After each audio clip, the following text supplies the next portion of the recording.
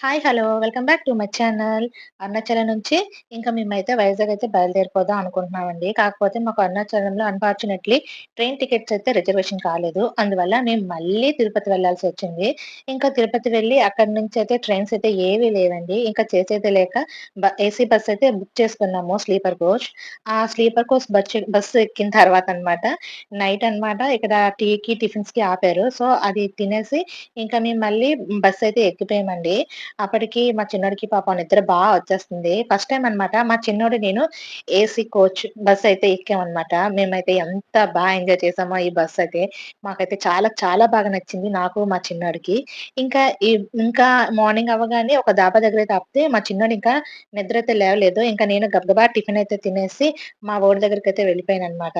ఇదిగోండి ఇంకా మార్నింగ్ ఇంకా బ్రష్‌లు, టిఫిన్‌కైతే ఈ ప్లేస్‌లో అయితే ఆపారు. ఈ ప్లేస్ ఏంటనేది కూడా నాకు తెలీదు. ఇదొక డాబా. డాబా దగ్గర ఆపారు. ఇంకా మా చిన్నోడైతే నిద్ర లేవలేదు. ఇదేనండి మా బస్సు. కానీ ఈ బస్సయితే ఎంత లేట్ తెలుసా అండి. టైంకి అస్సలు రాలేదు. టైంకి అస్సలు దించలేదు. ఓవరాల్‌గా బస్సయితే బావుంది గానండి. కాపోతే టైంకి మాకు దింపలేదు. చూసారా మా చిన్నోడు ఎంత చక్కగా పడుకున్నాడో. ఇంకా మా వోడు నిద్ర లేచిన తర్వాత వాడికి కొంచెం టిఫిన్ తినిపించి వాటరయితే తాగించేస్తున్నా.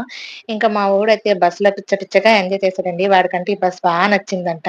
వాళ్ళ నాన్నతోటి బస్‌లోన వచ్చి పోయే బస్సుల్ని చూసుకుంటూ భలే ఎంజాయ్ చేస్తున్నాడు. ఇంకా నేను ఎదురుగా సీట్ ఖాళీ అయితే ఆ సింగిల్ సీట్‌లో కూర్చున్నాను. సో, నాకైతే వీడియో తీశారనమాట.